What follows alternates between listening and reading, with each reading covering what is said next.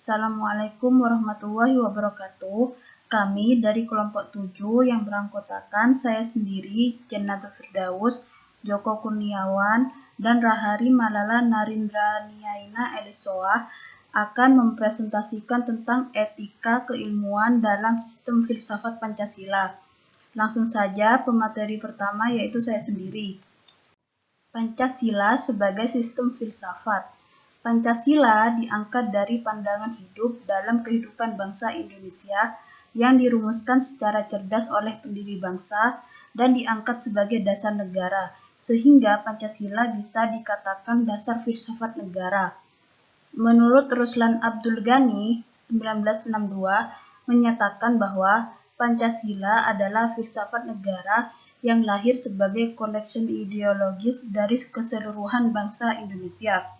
Jadi, nilai-nilai Pancasila seperti ketuhanan, kemanusiaan, persatuan, kerakyatan, dan keadilan harus menjadi pedoman dan tolak ukur bagi seluruh kegiatan kemasyarakatan dan kenegaraan bangsa Indonesia. Selanjutnya yaitu tentang sistem filsafat Pancasila. Sistem filsafat Pancasila ini terdiri dari dua hal. Yang pertama yaitu tentang kesatuan sila-sila Pancasila yang bersifat organis. Maksudnya, Pancasila terdiri dari 5 sila yang merupakan satu kesatuan mutlak yang tidak terpisahkan antara sila satu dengan yang lainnya. Jika salah satu sila tersebut dihilangkan, maka arti dan makna dari Pancasila itu akan berubah. Contohnya seperti yang pertama yaitu tentang sila ketuhanan yang Maha Esa. Artinya ketuhanan yang berkemanusiaan yang adil dan beradab, berpersatuan Indonesia, berkerakyatan dan berkeadilan sosial. Contoh kedua yaitu tentang kemanusiaan yang adil dan beradab. Artinya kemanusiaan yang berketuhanan, berpersatuan, berkerakyatan dan berkeadilan. Sehingga dapat disimpulkan bahwa 5 sila dari Pancasila merupakan satu kesatuan yang bersifat organis, karena setiap sila berhubungan dengan sila yang lain. Selanjutnya yaitu tentang rumusan susunan Pancasila secara hierarkis piramidal. Bentuk susunan Pancasila secara hierarkis piramidal itu terdiri dari sila 1. Sila 1 ini menjiwai sila 2, 3, 4, dan 5. Selanjutnya yaitu tentang sila 2. Sila 2 itu dijiwai sila 1 dan menjiwai sila 3, 4, dan 5. Sedangkan sila 3 dijiwai sila 1 dan 2 dan menjiwai sila 4 dan 5. Sila 4 dijiwai sila 1, 2, 3 dan menjiwai sila 5. Sedangkan sila 5 dijiwai sila 1, 2, 3, dan 4. Artinya, secara sederhana, sila yang di depan luas pengertiannya dibandingkan sila di belakangnya. Sedangkan sila yang di belakang lebih khusus dibandingkan sila di depannya. Jadi, sila ketuhanan yang Maha Esa adalah sumber utama dalam mendasari sila kemanusiaan, persatuan Indonesia, kerakyatan, dan keadilan sosial. Selanjutnya yaitu tentang intisari rumusan susunan Pancasila secara hierarkis piramidal. Yang pertama yaitu tentang sila ketuhanan yang Maha Esa, di mana sila ketuhanan yang Maha Esa terkandung nilai bahwa negara yang didirikan sebagai tujuan manusia serta sebagai makhluk Tuhan yang Maha Esa. Oleh karena itu, segala yang berkaitan dengan pelaksanaan dan penyelenggaraan negara, pemerintahan negara, dan peraturan perundang-undangan negara harus dijiwai nilai-nilai ketuhanan yang Maha Esa. Selanjutnya yaitu yang kedua tentang sila kemanusiaan yang adil dan beradab, di mana suatu negara harus menjunjung tinggi harkat dan martabat manusia sebagai makhluk yang beradab. Nilai kemanusiaan yang adil mengandung makna bahwa hakikat manusia sebagai makhluk yang berbudaya dan beradab harus berkodrat adil. Yang ketiga yaitu tentang sila persatuan Indonesia, di mana dalam persatuan Indonesia terkandung nilai bahwa negara adalah sebagai penjelmaan sifat kodrat manusia monodualitas, yaitu sebagai makhluk individu dan makhluk sosial. Sehingga Di negara Indonesia sendiri, dengan adanya beraneka ragam suku, ras, dan agama, tetapi tetap satu yang dilukiskan dalam suatu Bhinneka Tunggal Ika. Yang keempat yaitu tentang sila kerakyatan yang dipimpin oleh hikmat kebijaksanaan dalam permusyawaratan perwakilan. Dalam sila kerakyatan terkandung nilai demokratis yang secara mutlak harus dilaksanakan dalam hidup bernegara. Nilai demokrasi yang terkandung dalam sila keempat misalnya seperti menjunjung tinggi musyawarah sebagai moral kemanusiaan yang beradab. Selanjutnya yaitu sila kelima tentang keadilan sosial bagi seluruh rakyat Indonesia. Dalam sila kelima terkandung nilai keadilan yang harus terwujud dalam kehidupan bersama, yaitu keadilan dalam hubungan manusia dengan dirinya sendiri, manusia dengan manusia lain, manusia dengan masyarakat, bangsa dan negaranya, serta hubungan manusia dengan Tuhannya. Ya, selanjutnya saya akan menjelaskan konsep dasar filsafat Pancasila. Pancasila sebagai sistem filsafat mempunyai konsep dasar yang menjadi landasan bagi segala ajarannya. Konsep dasar itu adalah pandangan tentang manusia. Manusia mempunyai peran sentral dalam filsafat Pancasila. Manusia sebagai subjek maupun sebagai objek. Manusia terdiri dari beberapa unsur yang merupakan satu kesatuan sebagai berikut. Unsur pertama adalah monodualis susunan kodrat manusia, yang mana monodualis adalah peran manusia sebagai makhluk individu dan makhluk sosial. Monodualis susunan kodrat manusia terdiri dari jiwa yang tersusun atas 3 sumber daya, yaitu yang pertama akal berkaitan dengan logika, yang kedua rasa berkaitan dengan estetika, dan yang ketiga terakhir kehendak berkaitan dengan etika. Dan juga monodualis susunan kodrat manusia terdiri dari raga terdiri dari gejala-gejala, yaitu benda mati yang berciri fisik dan kimiawi, benda hidup yang memiliki ciri tumbuh, berkembang, berbanyak diri dan mati, dan animal atau hewan yang memiliki ciri bergerak dan berkehendak. Ya, unsur selanjutnya adalah sifat kodrat manusia. Sifat kodrat manusia sebagai makhluk individu dan makhluk sosial. Manusia sebagai makhluk individu diartikan sebagai person atau perorangan atau sebagai diri pribadi. Yang dimaksud manusia sebagai makhluk individu yaitu manusia memiliki jasmani dan rohani, serta manusia memiliki jati diri sendiri. Dan juga sebagai makhluk sosial, manusia sebagai makhluk sosial bermula dari ketidakmampuan manusia sebagai makhluk individu dalam memenuhi kebutuhannya. Dari sini manusia mulai membutuhkan bantuan orang lain. Unsur ketiga terakhir adalah kedudukan kodrat manusia. Kedudukan kodrat manusia sebagai makhluk mandiri dan makhluk Tuhan. Makhluk mandiri yaitu manusia sebagai makhluk ciptaan Tuhan adalah otonom, mempunyai eksistensi sendiri, memiliki pribadi sendiri. Makhluk Tuhan, manusia sebagai makhluk ciptaan Tuhan bertujuan untuk mencapai tujuan baik secara duniawi dan secara surgawi. Kebahagiaan itu dicapai bila manusia semakin menyempurnakan dirinya. Maka manusia secara bebas mengembangkan dirinya untuk semakin menjadi sempurna dan semakin baik. Sekian dari saya, selanjutnya akan dijelaskan oleh Saudara Joko. Terima kasih.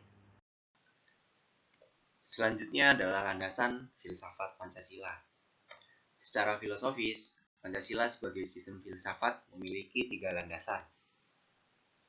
Yang pertama adalah landasan ontologis. Ontologi merupakan cabang tertua dari filsafat yang membicarakan tentang hakikat kenyataan yang ada. Kemudian yang kedua adalah epistemologis. Epistemologi adalah cabang filsafat yang membicarakan terkait hakikat pengetahuan. Sementara yang ketiga adalah aksiologis. Aksiologi berasal dari kata aksios yang berarti nilai. Dari ketiga landasan tersebut akan kita bahas satu persatu. Yang pertama mulai dari landasan ontologis Pancasila.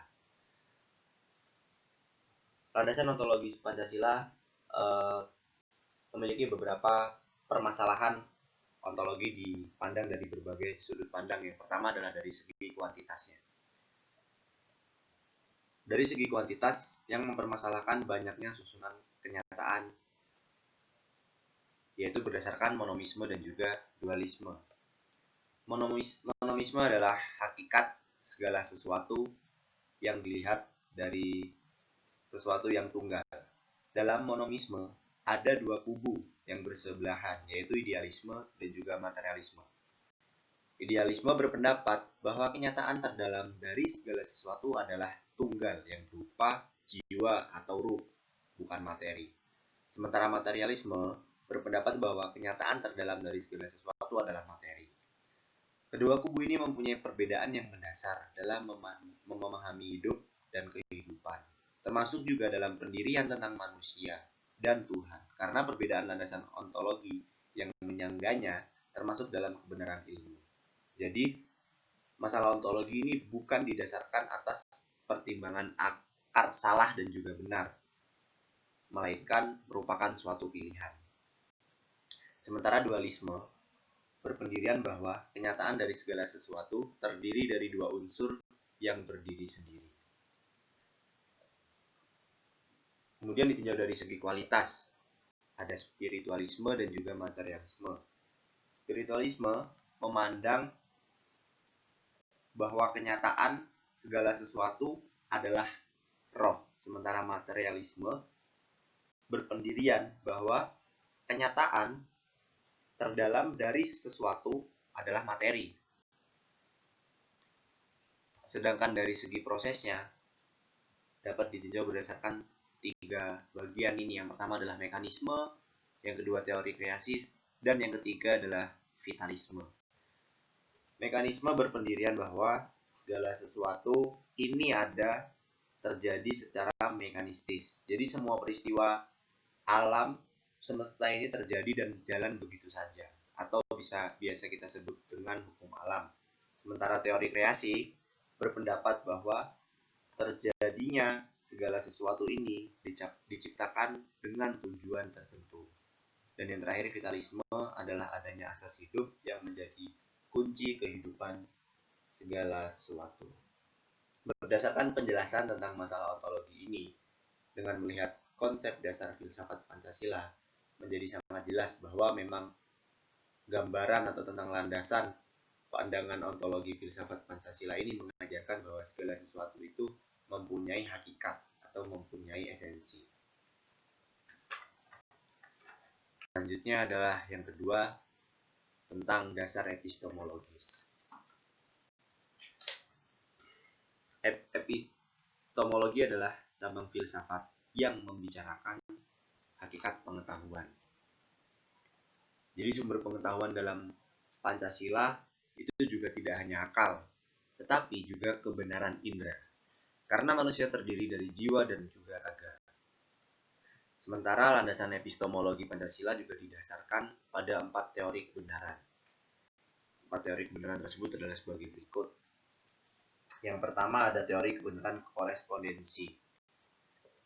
Teori ini berpandangan bahwa kebenaran adalah jika ada kesesuaian antara apa yang dipikirkan atau tentang teori dengan kenyataan empiris atau fakta.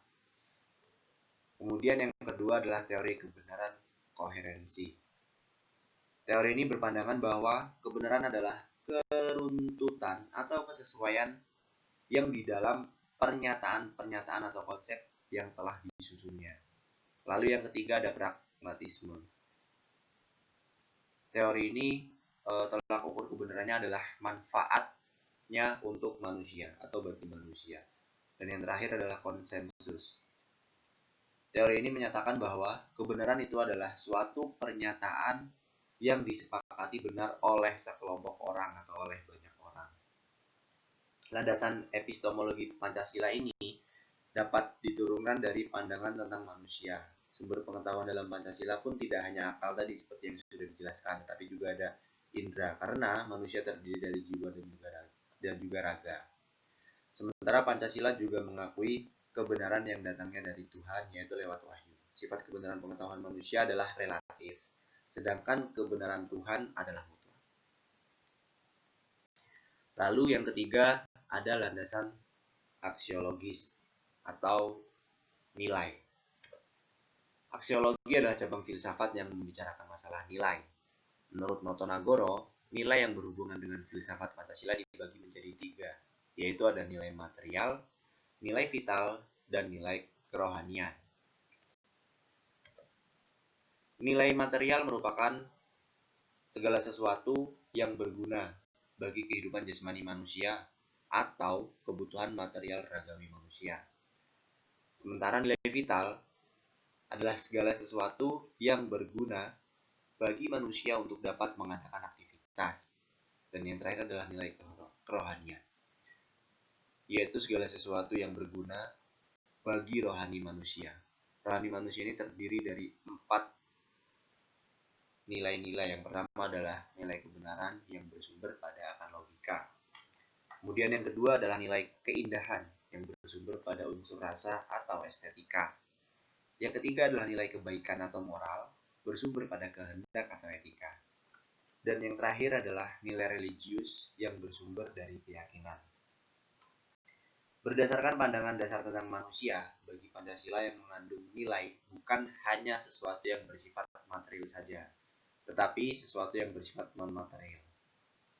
Nilai non-material bersifat lebih langgeng atau lebih lama atau lebih luas daripada nilai material.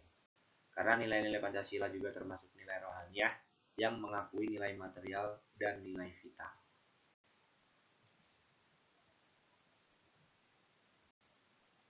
Cukup sekian, terima kasih presentasi dari kelompok kami. Kurang dan lebihnya kami mohon maaf. Terima kasih kami ucapkan. Akhir kata, wassalamualaikum warahmatullahi wabarakatuh.